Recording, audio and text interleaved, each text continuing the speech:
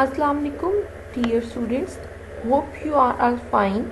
Welcome to the practical course of Biomedical Control System. Here's your lab instructor, Nashita Alwaz. This lab basically consists of 5 portions: lab objective, equipment needed for the experimentation, theoretical background of the experiment, lab performance part, and conclusion. The title of our today's experiment is to find the partial fraction residues and poles of the system. Equipment needed for the experimentation is MATLAB software installed in your personal computer. Moving towards the theoretical background of this experiment, what is the transfer function? Transfer function जो है आपके पास हमने already discuss किया था। Mathematical modelling का एक method है जिसके थ्रू आप किसी भी सिस्टम को मैथमेटिकली मॉडल कर सकते हो। और अगर मैं इसकी डेफिनेशन की बात करूं तो ये बेसिकली होती है आपके पास एक ratio between the Laplace transform of the output of the Laplace transform of the input. कोई भी प्लांट होगा, कोई भी सिस्टम होगा, उस पर जो इनपुट आ रही होगी और जो आउटपुट जनरेट होगी उसके दरमियान में एक रिलेशनशिप आप शो कर रहे होते हो एक रेशियो के थ्रू, जो बेसिकली होता है Laplace transform of the output of the system and Laplace transform of the input of the system. And condition जो इसमें रखते हो वो ये होता है कि आपकी जितनी भी इनिशियल कंडीशंस होती हैं वो सारी जीरो होती हैं। Stability of the control system में पोल्स और जीरोस बहुत इंपॉर्टेंट होते हैं। इसके बारे में हम नेक्स्ट फ्यूचर लैब्स में पढ़ेंगे। फिलहाल के लिए हम लोग जो चीज़ माइंड में रखते हैं कि किसी भी सिस्टम की स्टेबिलिटी को देखने के लिए वो होते हैं पोल्स और जीरोस। ओके, सो पोल्स और जीरोस जो हैं वो कहाँ से निकलते हैं? वो ट्रांसफर फंक्शन से निकलते हैं। अब यहाँ पर आपको एक जो एल्जेब्रिकल एक्सप्रेशन नजर आ रहा है वो बेसिकली है आपके पास ट्रांसफर फंक्शन का expression, ratio between the output of the system towards the input of the system. Okay, तो यहाँ पर जो एल्जेब्रिकल एक्सप्रेशन है ये आपके पास एक जनरलाइज फॉर्म है किसी भी सिस्टम की ट्रांसफर फंक्शन की। ठीक है, इसमें आपने 0 से लेकर m तक वेरिएबल लिए हुए, 0 से लेकर n तक वेरिएबल्स लिए हुए, एक जनरलाइज सी फॉर्म है क्या ट्रांसफर फंक्शन की। अब बेसिकली आपको ये बताना चाह रहा है कि पोल्स और जीरोस होते क्या है। Roots of the denominator polynomial of a transfer function are called poles. आपके रूट्स जो होते हैं ट्रांसफर फंक्शन के डिनोमिनेटर के, उनको पोल्स कहा जाता है, जबकि रूट्स जो आपके न्यूमरेटर के होते हैं उनको जीरोस कहा जाता है। ठीक है, आपको कोई भी पॉलिनोमियल है, पॉलिनोमियल रूट है, वो ट्रांसफर फंक्शन के न्यूमरेटर में भी होगा कुछ पॉलिनोमियल रूट्स और डिनोमिनेटर में भी होंगे। तो जो न्यूमरेटर के रूट्स होंगे उनको आप लोग जीरोस कहोगे और जो डिनोमिनेटर के रूट्स होंगे उनको आप पोल्स कहोगे। सिस्टम की स्टेबिलिटी को शो करने के लिए हम लोग एक ग्राफ बनाते हैं। ओके, सी एक्सिस में नॉर्मली होता है और उस ग्राफ के अंदर हम ये बता रहे होते हैं कि सिस्टम के ट्रांसफर फंक्शन के कितने पोल्स हैं और कितने जीरोस हैं।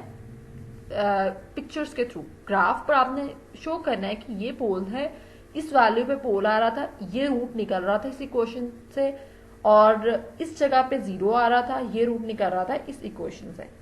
तो poles of the system are represented by x and zeros of the system are represented by o या फिर आपके पास 0। System order is always equal to the number of poles of the transfer function.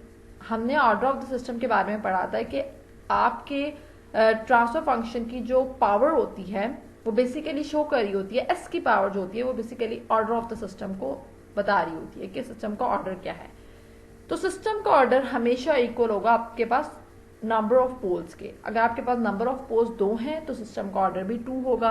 अगर number of पोल 1 है तो system का order 1 होगा। अगर नंबर ऑफ पोल्स 3 है तो सिस्टम का ऑर्डर 3 होगा। डिनोमिनेटर के जो आपके पास रूट्स होते हैं उनको पोल्स कहा जाता है। ठीक है, तो poles is also defined as the frequency at which the system becomes infinite. अगर आप डिनोमिनेटर में किसी चीज को 0 कर देते हो ना, तो मैथ्स का रूल है कि अगर डिनोमिनेटर 0 हो तो आपके पास आंसर इनफाइनाइट आता है। तो पोल्स आपके पास एक ऐसी फ्रीक्वेंसी होती है जिसपे आपका सिस्टम इनफाइनाइट हो जाता है अगर मैं इसको 0 कर दूं। अगर डिनोमिनेटर में कोई भी चीज़ ज़ीरो होती है तो आपके पास आंसर जो है वो इनफाइनाइट हो जाता है। और अगर आपका न्यूमरेटर में ज़ीरो हो तो आप वो आपके ज़ीरो को शो कर रहे होते हैं, ठीक है, ज़ीरोज़ ऑफ द सिस्टम को शो कर रहे होते हैं। ज़ीरोज़ ऑफ द सिस्टम वो फ्रीक्वेंसी होती है जिस पर आपका सिस्टम ज़ीरो हो जाता है, ठीक है।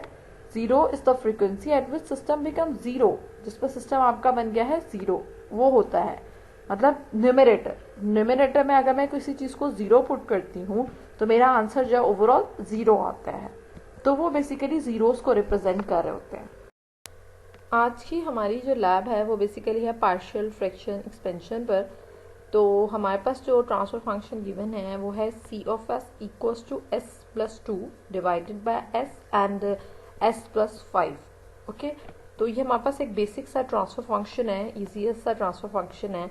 अब अगर ये है बेसिकली एस डोमेन में, इसको मैंने चेंज करना है टाइम डोमेन में। ओके, तो टाइम डोमेन में चेंज करने के लिए मैं क्या यूज़ करती हूँ, इनवर्स लैप्लास यूज़ करती हूँ। लेकिन इनवर्स लैप्लास इस प्रॉपर एक्सप्रेशन पे लग नहीं सकता क्योंकि इसकी डिस्ट्रीब्यूशन नहीं हुई हुई। तो सबसे पहले मैं अपने ये जो एक्सप्रेशन है इसको डिस्ट्रीब्यूट करूँगी, इसको एक्सपांड करूँगी, इसमें से वैल्यूज़ निकालूंगी, एस के डिफरेंट पार्ट्स निकालूंगी, देन मैं जो है इसके ऊपर इनवर्स लैप्लास अप्लाई करूँगी, मीन्स इसको एस डोमेन से टाइम डोमेन के अंदर चेंज करूँगी, ठीक है। तो क्या करूँगी मैं उसके लिए, सबसे पहले तो हम लोग देखते हैं डिनोमिनेटर में। डिनोमिनेटर में आपके पास दो चीज़ें हैं, एस और एस प्लस 5, मीन्स दो रूट्स हैं एस और एस प्लस 5। दोनों रूट्स को डिस्ट्रीब्यूट करना है। ऊपर वाला तो डिफाइंड है, वो हमें नज़र आ रहा है, लेकिन जो नीचे वाले दो रूट्स हैं ना, इनको डिस्ट्रीब्यूट करना है। तो एस के ऊपर मैं ए लगा दूंगी, जो आपको स्लाइड में नज़र आ रहा है, A divided by S plus B divided by S plus 5। ये बन जाएगी मेरी इक्वेशन नंबर 1। देन मैं क्या करूंगी, इक्वेशन नंबर 1 को मल्टीप्लाई करूंगी s इंटू एस प्लस 5 से। जब मैंने इक्वेशन नंबर 1 को मल्टीप्लाई किया s मल्टीप्लाई विद s और s प्लस 5 से, तो मेरी इक्वेशन बनी s plus 2 equals to a s plus 5 plus b s, ठीक है। अब इसमें से मैंने a और b की सेपरेट वैल्यूज निकालनी है। उसके लिए मैं क्या करूंगी, आपको a के नीचे a के डिनोमिनेटर में s नजर आ रहा था, तो इक्वेशन नंबर 2 जो अब हमारे पास ये बनी है s प्लस 2 वाली, इसके अंदर a और b की वैल्यूज को मैंने निकालना है इसके अंदर से। उसके लिए मैं क्या करूंगी, इक्वेशन नंबर 1 के डिनोमिनेटर की वैल्यूज को लूंगी।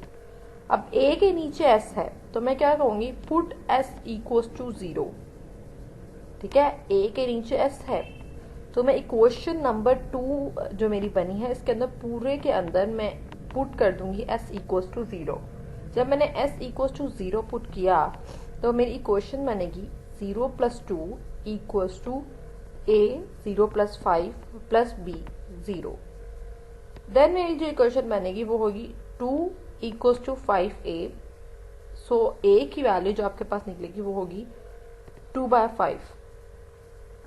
देन अब मैंने निकालना है b की वैल्यू को, ठीक है। b की वैल्यू किस तरह से निकालूंगी, b के डिनोमिनेटर में आप देखो तो उसके डिनोमिनेटर में मेरे पास है s प्लस 5, ठीक है। उस s प्लस 5 का रूट क्या निकलेगा, s प्लस 5 इक्वल्स टू 0, तो s इक्वल्स टू -5। तो मैं इक्वेशन नंबर 2 के अंदर s इक्वल्स टू -5 पुट कर दूंगी। तो मेरी इक्वेशन क्या बनेगी, -5 plus 2 equals to a -5 plus 5 plus b -5। Then -3 equals to -5b, तो b हमारे पास जो बनेगा वो होगा 3/5। a की वैल्यू भी निकल आई, b की वैल्यू भी निकल आई, ठीक है। अब इन a और b की वैल्यूज को मैंने c ऑफ s में पुट कर देना है।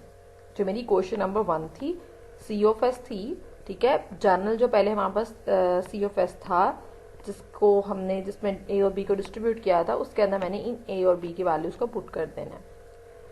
तो मेरे पास a और b की क्या वैल्यूज बनेगी, मेरे पास a और b की जो वैल्यूज थी 2/5 और 3/5 बनी थी, उनको मैंने इक्वेशन में पुट करना है।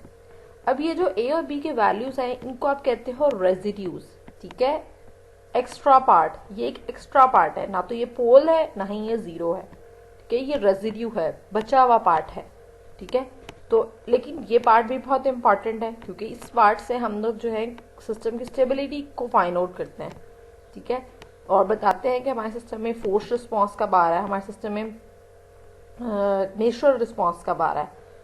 तो ये जो ए और बी की वैल्यूज हैं इनको हम कहेंगे रेजिड्यूज, और आज की लैब में हम मैथलैब में ये भी सीखेंगे हम किस तरह से रेजिड्यूज को फाइंड आउट कर सकते हैं, ठीक है। तो ये ए और बी के वैल्यूज मैंने पुट की तो मेरा सी ऑफ एस बना या इक्वल हो गया सी ऑफ एस मेरे 2/5 divided by S plus 3/5 divided by S plus 5, ठीक है, सी ऑफ एस ये बन गया। अब मैंने इस पे अप्लाई करना है इनवर्स लैप्लास। अब मेरे लिए आसान हो गया, एस पी डिस्ट्रीब्यूट हो गया, एस अलहदा हो गया, एस प्लस 5 अलहदा हो गया, डिस्ट्रीब्यूशन हो गई। अब मैं इजीली इस पे इनवर्स लैप्लास अप्लाई कर सकती हूँ। पहले मैं इनवर्स लैप्लास अप्लाई नहीं कर सकती थी क्योंकि डिस्ट्रीब्यूशन नहीं थी, ठीक है, एस डिस्ट्रीब्यूट नहीं था एस प्लस 5 से, दोनों कंबाइन थे, उन पे मैं एक फॉर्मूला अप्लाई नहीं कर सकती थी। फॉर्मूलाज अप्लाई करने के लिए इनवर्स लैप्लास के मैंने यहाँ पर पार्शियल फ्रैक्शन ली, इसको आसान बनाया, इसको डिस्ट्रीब्यूट किया, ठीक है। तो सी ऑफ टी मेरा बन जाएगा 2/5 के इक्वल, पहला फैक्टर जो है जो मेरे पास था 2/5 बाय एस। अब 1/s जो होता है उसका इनवर्स लैप्लास 1 के इक्वल होता है, ठीक है। आपके मैथ्स में 1/s का इनवर्स लैप्लास 1 के इक्वल होता है।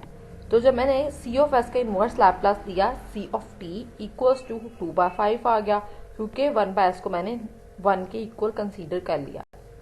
देन अब ये जो है आपके पास 3/5 डिवाइडेड बाय s प्लस 5, इसमें जो s प्लस 5 है आपके पास 1 डिवाइडेड बाय s प्लस 5, इसका जो मैथ्स का फॉर्मूला होता है इनवर्स लैप्लास का वो होता है e raise to power minus 5t। अगर यहाँ पे होता 1 डिवाइडेड बाय s प्लस 3 तो होता e raise to power minus 3t, ठीक है। अब क्योंकि यहाँ 5 है तो e raise to power minus 5t और 3/5 वैसे ही आ जाएगा। तो c ऑफ t मेरा बना 2/5 plus 3/5 e raise to power minus 5t। Partial fraction को मैंने यूज किया, इनवर्स लैप्लास को मैंने यूज किया, तो हमारा सी ऑफ टी जो है वो प्रॉपर फॉर्म में आ गया। सो हमारे पास जो ट्रांसफर फंक्शन था वो था C of S equals to S plus 2 divided by S plus 5।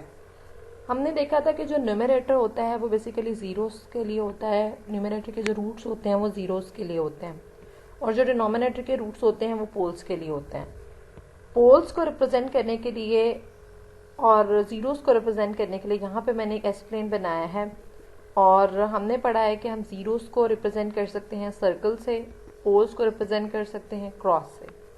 तो अगर मैं ट्रांसफर फंक्शन में देखूँ तो मेरे पास सिर्फ न्यूमरेटर के अंदर एक ही रूट है जो है s plus 2 equals to 0 which is equals to s minus 2, ठीक है। तो आपके पास एक रूट निकलेगा न्यूमरेटर से जो कि इक्वल होगा -2 के, जो कि आपका 0 है।